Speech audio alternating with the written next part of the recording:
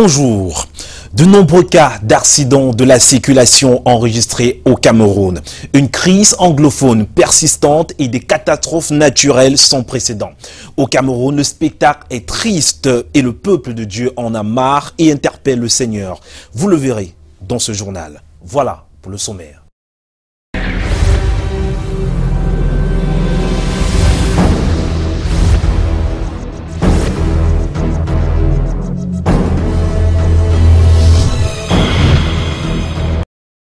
Bienvenue à tous au 13h sur Canal 2 International. Et on ouvre ce journal avec notre chiffre du jour comme il est de coutume. Ce chiffre, c'est 11. Ce chiffre représente le nombre de médailles remportées par le Cameroun au 3e jeu de la jeunesse qui se déroule à Alger et qui s'achève demain.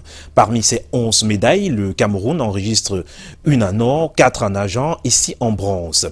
Le Cameroun occupe actuellement la 13e place au classement et l'Égypte est en tête avec 168 médailles, dont 89 en or.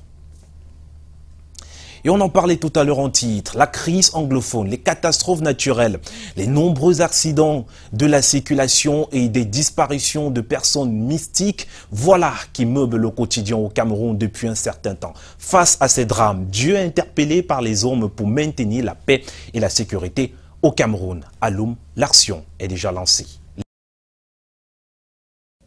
Les régions du nord-ouest et du sud-ouest du Cameroun sont en proie à une crise sociopolitique. La ville de Douala est sous les eaux depuis 2 jours. Les ponts s'affaissent, les familles à la belle étoile, les populations vivent un calvaire indescriptible. Face à cette série de mauvaises nouvelles, une semaine de prière pour la paix et la stabilité du Cameroun vient démarrer à Loum, dans le département du Mungo, région du littoral. Chrétiens, catholiques, protestants, musulmans prient pour la paix. Ici, toutes les méthodes sont utilisées pour atteindre les cœurs des populations restées dans les marchés et autres lieux. Tout le monde doit s'y mettre pour une stabilité effective et l'union des Camerounais. Les frères s'entretuent entre eux, les enfants s'entretuent entre eux. Les enfants aujourd'hui sont déprimés et ils prennent les armes et c'est pas normal. Afin que nous voulons voir la paix au Cameroun. Je suis chrétien catholique, je viens du sud-est d'ailleurs. Et ceux qui avaient la foi de Dieu, ils pourront avoir la paix au Cameroun. Et devant Dieu, il n'y a pas de tribu. Devant Dieu, il n'y a pas de village. Devant Dieu, il n'y a pas de race. Nous sommes tous les créatures de Dieu. Il n'y a rien qui dépasse, rien n'est impossible devant le Seigneur. Il est important que tous les Camerounais du nord au sud, de l'est à l'ouest, du sud-ouest et du centre se mettent en prière. Cette semaine de prière s'achève samedi prochain au foyer municipal de Loum en présence des prêtres, imams, pasteurs et autres religieux. Tu crois que Dieu peut établir la paix dans notre pays? Oui. Ah, acclamons pour le Seigneur. Amen. Poursuivons avec cette note d'actualité. Après une visite de travail qui a duré 48 heures, le préfet du département du Vaury a touché du doigt les réalités quotidiennes de ses sinistrés. Entre manque d'infrastructures, étroitesse des bureaux, manque d'équipements, effectifs réduits ou parfois inexistants, le numéro 1 du Vaury a exhorté les fonctionnaires à plus de professionnalisme, dévouant un travail et abnégation. Il dresse le bilan de cette tournée dans les différentes délégations départementales. Au micro de Charles Robéitok et Guy Fosso. Le constat est clair, les services travaillent dans des conditions infrastructurelles très difficiles. L'exécuté des locaux, les effectifs réduits par endroit ou alors pléthoriques mais avec des espaces réduits par endroit et dans un environnement pas toujours propice pour un service public de qualité. Néanmoins, ce que j'ai admiré, c'est leur endurance, leur abnégation. Et il était question, comme je l'ai dit depuis hier, de pouvoir booster le moral de ces personnels, de pouvoir leur rappeler l'essentiel de leur mission, mais surtout d'échanger avec eux sur les quelques difficultés que ces personnels éprouvent dans l'exercice au quotidien de leurs responsabilités. Évidemment, il a fallu également insister sur le professionnalisme. Il faut vulgariser le secteur agro-pastoral et halieutique de Douala, telle est la visée des responsables de la délégation régionale de l'agriculture et du développement rural. Dans cette démarche, il a été question, au cours d'un séminaire tenu à Douala, de montrer aux jeunes des pistes de réussite dans ce domaine. Vanessa Melakandem et Guy Fosso. L'entrepreneuriat jeune et les opportunités qu'offre le secteur agro-silvopastoral et halieutique. Thème du séminaire organisé à Douala à l'attention de tous les acteurs du secteur agriculture par l'association dénommée Révolution Verte. Le but de la manœuvre est de promouvoir l'auto-emploi en présentant aux citoyens les différentes opportunités qu'offre le secteur. Agro-silvopastoral est l'un des secteurs très porteurs au Cameroun, je voulais dire aussi même dans le monde entier. Curieusement, celui-ci ne peut absolument pas totalement démarrer au Cameroun parce qu'il y a tellement de difficultés. Mais la difficulté principale, c'est la communication, à travers la sensibilisation, à travers l'approche des différents projets et programmes, donc les différentes opportunités qu'offre ce secteur. Pendant 2 jours, les séminaristes seront outillés sur la création et la gestion des entreprises agricoles, d'une part, et d'autre part la planification et la gestion des petits projets pour résoudre les problèmes communautaires. Comment est-ce que les gens veulent faire de l'agriculture alors qu'il y a des projets, il y a des programmes, personne ne les connaît? Vous voulez comment faire savoir que l'agriculture est meilleure, se porte bien au Cameroun, s'il n'y a pas de sensibilisation, s'il n'y a pas de communication, alors que dans tous ces projets et programmes, il y a un volet qui est réservé pour la communication. Pendant 2 jours, les séminaristes seront outillés sur la création et la gestion des entreprises agricoles, la planification et la gestion des petits projets pour résoudre les problèmes communautaires, entre autres. Notre programme, en fait, notre objectif, c'est d'amener les acteurs à comprendre qu'il y a des opportunités et que normalement, vous devez poursuivre ces opportunités dans les bonnes conditions.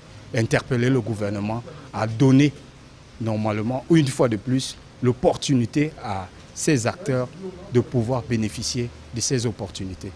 Le séminaire, qui n'est pas sa première édition, est soutenu par le ministère de l'Agriculture et du Développement rural. Et puisqu'on parle de jeunesse, signalons que le ministre de la Jeunesse et de l'Éducation civique est annoncé ce vendredi à Kribi pour présider la cérémonie de fin de formation de la 13e promotion du Centre national de la jeunesse et des sports de Kribi dans le sud Cameroun. On reste donc dans l'éducation pour parler du livre. Le livre intitulé « The Impact of One » de Roland Kweman a été présenté au public de Douala ces dernières heures.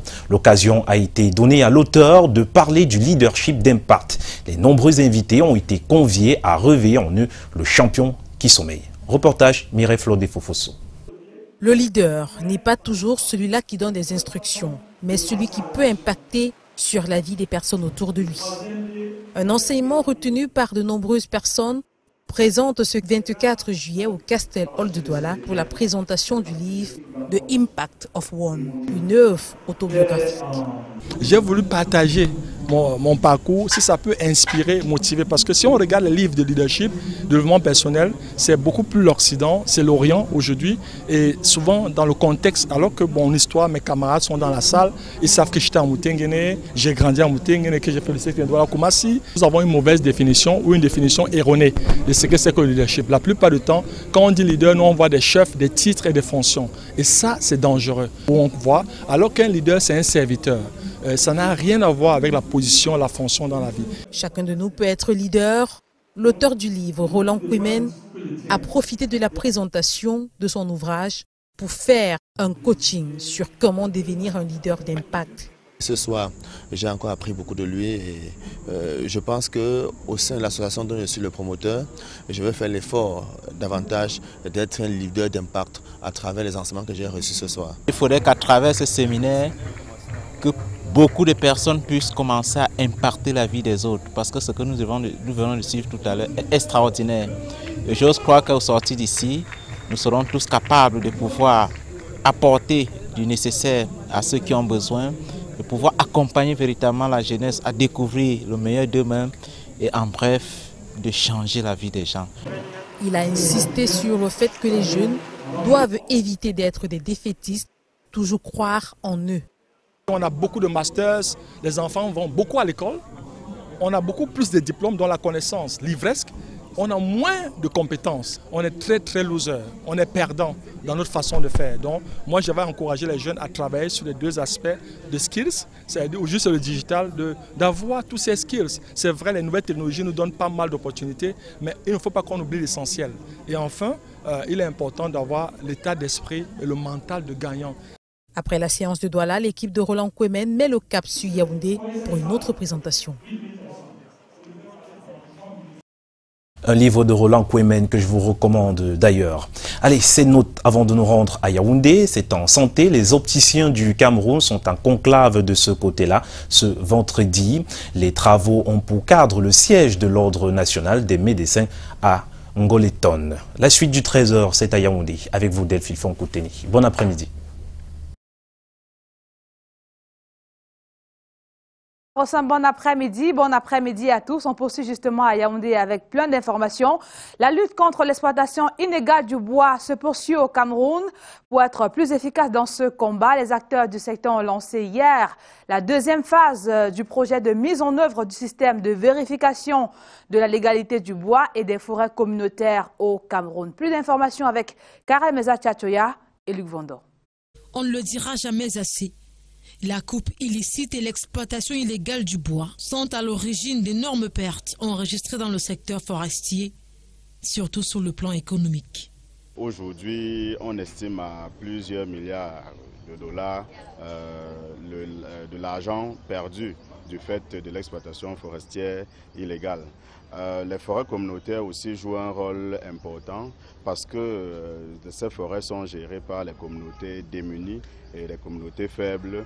C'est souvent eux qui sont utilisés pour blanchir le bois illégal. Pour lutter contre ce fléau, ces acteurs du secteur lancent la deuxième phase du projet mise en œuvre du système de vérification communautaire de la légalité du bois des forêts communautaires du Cameroun. Il s'agira tout au long du projet d'accompagner les forêts communautaires, de les appuyer en réalisant toutes les activités qu'ils n'arrivent pas à réaliser de manière normale dû au coût élevé de ces activités-là. Aujourd'hui, il est question d'évaluer le chemin parcouru et déployer tout ce qui a été développé. Le gouvernement s'arrime à cette initiative. Et cadre avec les engagements que le Cameroun a pris à travers l'accord de partenariat volontaire sur la gouvernance. Et donc les forêts communautaires sont un maillon, ou du moins une source d'approvisionnement qui est concernée par cet engagement. Les responsables des forêts communautaires aussi. Le plus-value, c'est que le bois certainement va coûter un peu plus cher que maintenant. Parce que pratiquement nous gardons le bois, étant donné qu'il est considéré comme du bois illégal. Patrick Kanga, représentant du ministre des Forêts et de la Faune, a présidé les travaux. Également inscrit à l'ordre du jour, cette signature du protocole d'accord entre Sahel et 5 forêts communautaires. Parlons à présent de cette association entre le ministère de la Défense et la Nachigal Hydro Power Company.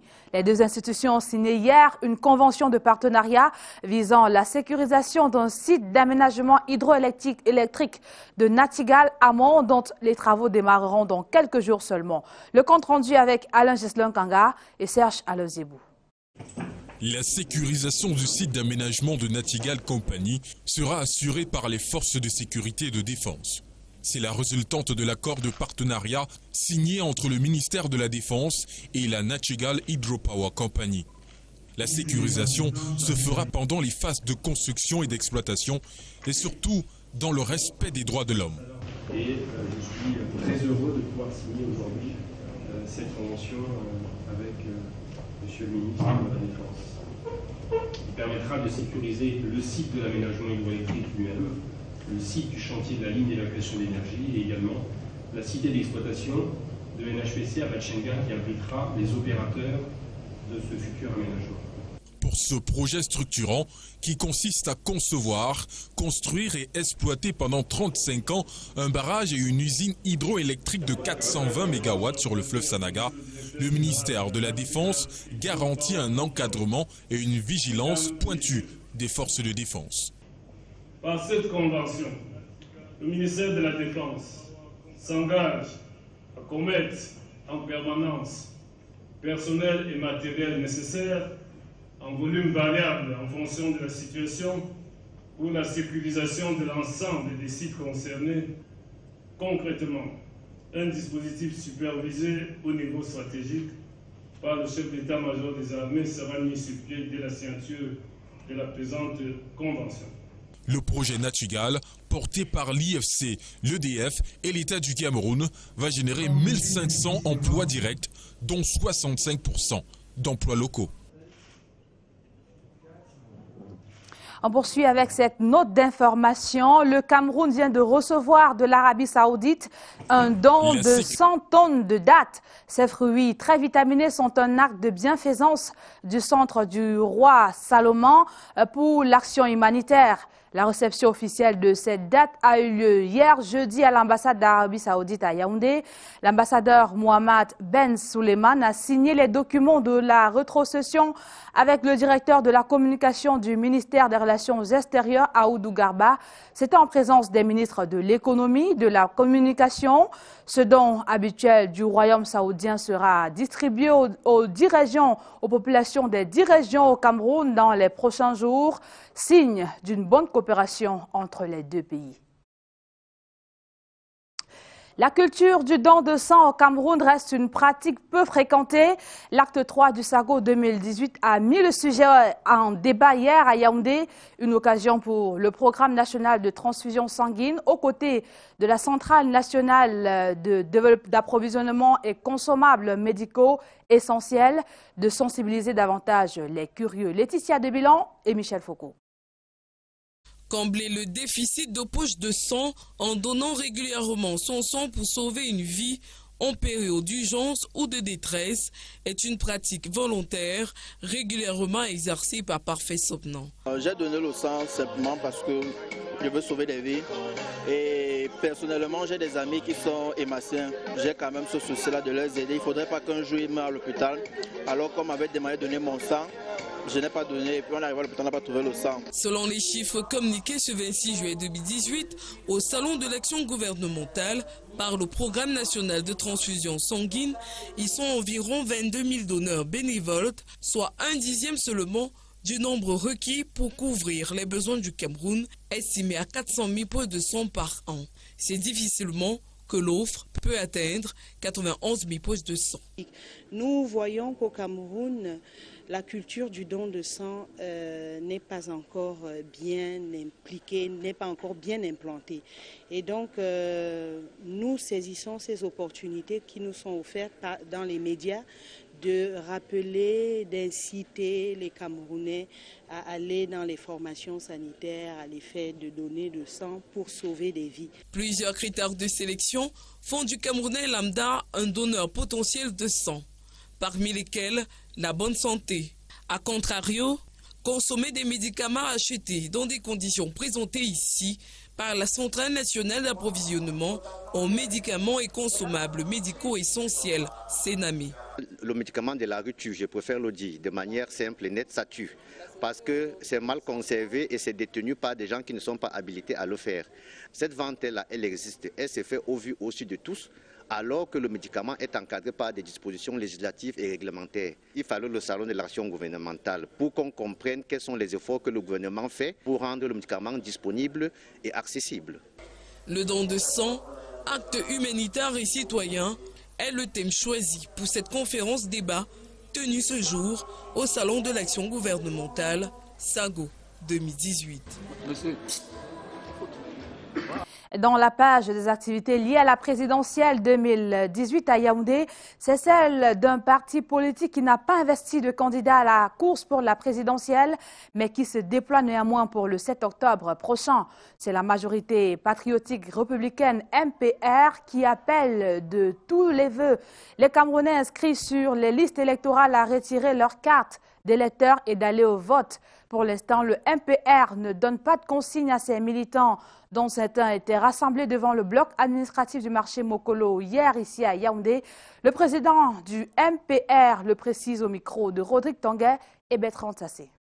Nous avons décidé de descendre sur le terrain à travers le pays, sensibiliser les populations pour le retrait de leurs cartes d'électeurs. Tous ceux qui ont été inscrits, qui paient avant le début de la campagne électorale, retirer leurs cartes d'électeurs et remplir leurs devoirs de citoyens. Ceux qui trouveront qu'ils peuvent travailler avec le MPR, nous tendrons la main. Pour le moment, notre travail, c'est de sensibiliser toutes les populations. Nous n'avons pas une cible. Tous les citoyens en âge de voter, ceux qui se sont fait inscrire, qu'ils retirent leur carte d'électeur.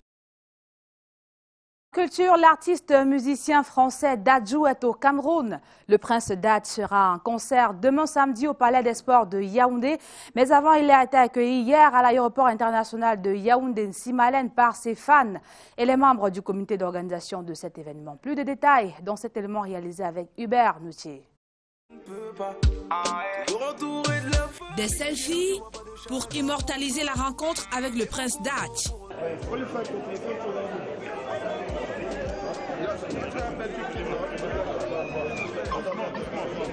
L'artiste Dadju est au Cameroun pour communier avec ses fans, lesquels ont contribué selon lui à ce que son tout premier disque intitulé Reine soit certifié single diamant. Bon, l'Afrique a participé à ça, même si les ventes en Afrique ça ne compte pas en France. Moi j'ai commencé mes concerts, j'ai commencé mon show et le buzz a commencé en Afrique.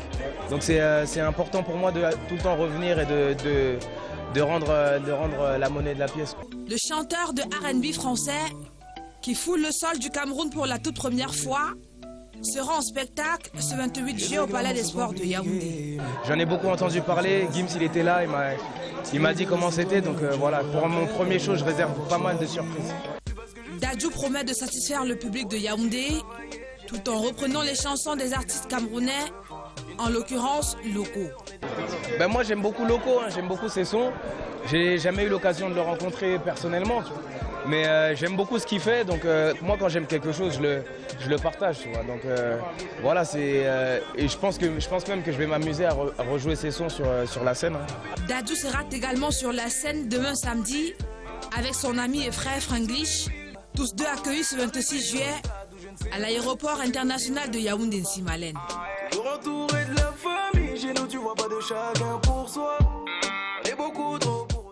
Au-delà de nos frontières, une vingtaine de journalistes camerounais séjournent depuis quelque temps en Chine.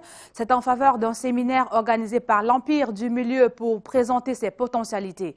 Arnaud Gueffak, notre envoyé spécial, nous emmène à la découverte du collège impérial vieux de 7000 ans, créé et dirigé par Confucius. Regardez. L'allure et la carrure, tout impressionnante à la vue. Une bâtisse, 7000 années d'histoire incarnée. Le collège impérial de Beijing, 22 000 mètres carrés de superficie bourrée de symboles pour autant de curiosité. Comme ici, l'âme de la Chine tout entière en un homme, Confucius. Ce qui reste de lui, cette stèle très vénérée. Il est le fondateur du confucianisme, l'idéologie de la Chine savante, maître de la pensée à l'époque, aux côtés d'un empereur dont le temple reste un lieu de recueillement et renseigne sur son caractère influent et redouté. Le collège impérial porte aujourd'hui une ligne de perpétuation du savoir historique avec 13 livres socles transcrits sur 198 stèles alignées. Dans cette faculté, on a pu vraiment former les fonctionnaires vraiment les plus compétents à l'époque. Et ce sont les gens qui ont aussi une influence sur l'histoire de la Chine. Les meilleurs élèves de ce collège, disciples de Confucius, sont aussi mis en exergue sur les lieux. 1001 curiosités. Ce lieu mythique ne désemplit pas. Chinois et amis venus du monde, invités à ce ballet d'honneur. La délégation des journalistes camerounais parmi les privilégiés. C'est un enseignement qu'on peut tirer, la conservation et la perpétuation du patrimoine culturel. Ça, c'est extrêmement important. Et je crois que dans la coopération avec la Chine, c'est des valeurs qui doivent nous inspirer et qui doivent nous parler. Comptez 7 millénaires et certaines choses sont restées intactes, d'autres améliorées ou transposées. Bonus de curiosité de ce site, un arbre qui a 700 ans et encore de beaux siècles à espérer devant lui. Illustration de la vieille Chine que nous montre le Collège impérial de Beijing. Merci Arnaud. Retour au Cameroun et direction Douala pour parler de la journée internationale de la mangrove. Avec vous, Junior Ossan. Bon week-end. Bon week-end, Delphine Fonkoutene, bien sûr, une note là-dessus, puisque nous reviendrons à 19h50. La conservation de la mangrove, un enjeu écologique méconnu. Pourtant, c'est un écosystème qui mérite toute notre attention. À l'occasion de la journée internationale des mangroves qui se célèbre pour la 3e fois au Cameroun, les spécialistes des questions de conservation des écosystèmes et des mangroves se sont réunis à Douala pour faire l'état des lieux des mangroves camerounaises et donner les bonnes pratiques de conservation, d'utilisation durable et de restauration des mangroves. Sur le bien fondé de cette rencontre, je vous propose cet extrait du délégué régional de l'environnement au micro de Nanko. Il y a un certain nombre d'actions entreprises par le ministère de l'Environnement pour protéger la mangrove au Cameroun. Premièrement, il y a une situation de référence qui a été faite à travers des études. Et ces études sont déjà livrées, ce qui fait que nous connaissons bien la situation de référence. Et sur la base de la situation de référence, le ministère a mis en place actuellement le projet de gestion durable des écosystèmes de mangroves au Cameroun. Et les actions sont prioritairement menées dans la zone de Mouanko. Lesquelles actions consistent à régénérer les périmètres de mangroves perdus et la sensibilisation des populations riveraines, ainsi de suite.